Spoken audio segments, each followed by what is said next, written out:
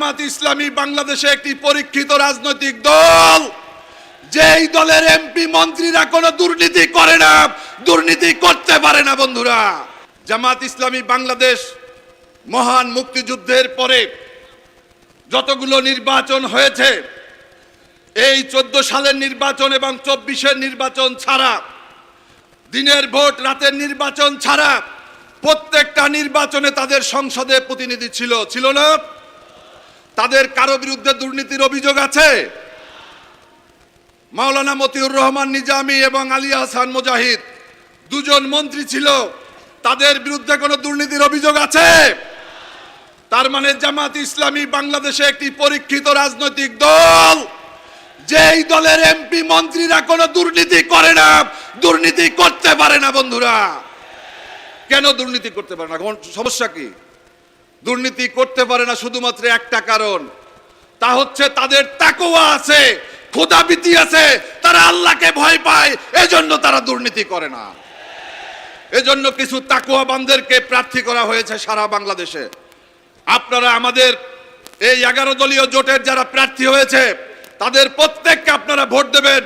কেউ জামাতের প্রার্থী, কে লেবার পার্টির প্রার্থী, কে এনসিপির প্রার্থী, এগুলো আমাদের কোনো বক্তব্য না। আজকের এই সমাবেশ নির্দিষ্ট কোন রাজনৈতিক আছে ভারতীয় আধিপত্যবাদের বিরুদ্ধে আজকে গণমানুষের সমাবেশ।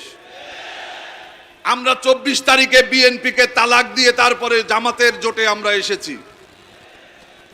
আজকে যেখানে এসেছি এই জায়গাটি হচ্ছে মরহুম মৌলানা আব্দুল হামিদ খান ভাসানীর এলাকা, যিনি আধিপত্যবাদের বিরুদ্ধে, যিনি ভারতীয় আগ্রাসনের বিরুদ্ধে এই লং মার্চ করেছিলেন ফারাক্কা অভিমুখে, এবং তার যেই ভারতীয় আধিপত্যবাদের বিরুদ্ধে তার যে নীতি, যে ভারত যদি কারো বন্ধু হয় তার কোনো শত্রুর দরকার হয় না।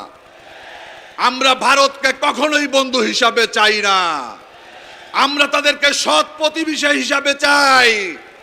কারণ প্রতিবেশীকে কখনো তাড়ানো যায় না। যায় ভাই, আপনার বাড়ির পাশের কাউকে আপনি সরাই দিতে পারবেন, কিন্তু তাকে সৎ প্রতিবেশী হিসাবে আমরা চাই। আমরা বাংলাদেশের রাজনীতিতে আগামী দিনে আমাদের এই বাংলাদেশের একটি দুর্নীতি মুক্ত, একটি চাঁদাবাজ মুক্ত, একটি দখলবাজ মুক্ত, একটি সাম্যের বাংলাদেশ গড়ার জন্য আজকে আমাদের এই সমাবেশ। আমি অনেকগুলো সমাবেশে গিয়েছি, এই সমাবেশের যেভাবে জনগণের মধ্যে যেভাবে সাড়া এসেছে, যেভাবে মানুষের বিরুদ্ধে উচ্ছ্বাস এসেছে, টেকনাফ থেকে তেতুলিয়া সমস্ত জায়গাতে একটাই স্লোগান যে জামাত ইসলামী আগামীতে ক্ষমতায় আসবে। জামাত ইসলামীর জন্য একটা সুখবর আছে। সুখবর হচ্ছে যে জামাত ইসলামীতে অনেক নেতা এসেছেন যাদের আলহামদুলিল্লাহ অনেক সাহসী, এবং যারা ফাঁসির মঞ্চে হেঁটে গিয়ে তারপর ফাঁসির রশি তারা গলায় নিয়েছে। কিন্তু আজকে এবারের মাঝে যেই জামাতে আমির আসছেন, আল্লাহ যদি চায় তিনি হবে বাংলাদেশে জামাত ইসলামের প্রথম প্রধানমন্ত্রী।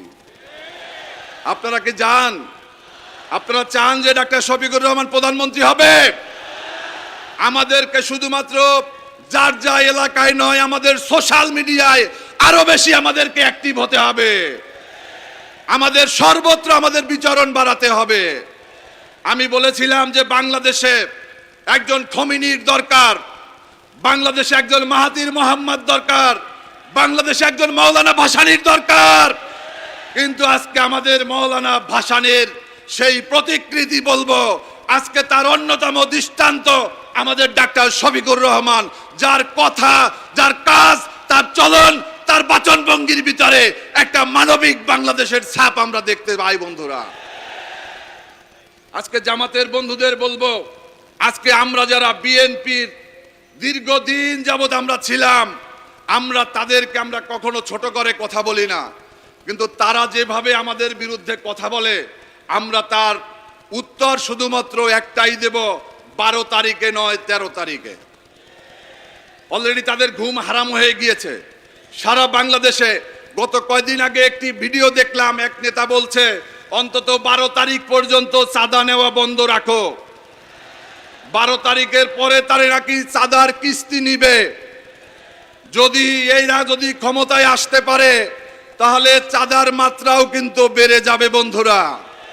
আপনারা দেখছেন না যে সরকারি কর্মকর্তা কর্মচারীরা উপস্থিত আছে, তাদের পে স্কেল ঘোষণা করা হবে, এটা নাকি দ্বিগুণ হয়ে যাবে। তো তাদের পে স্কেল দ্বিগুণ হলে চাঁদার পরিমাণও তো দ্বিগুণ হয়ে যাবে। এই চাঁদা দ্বিগুণ হলে কষ্ট পাবে কারা? সাধারণ জনগণ।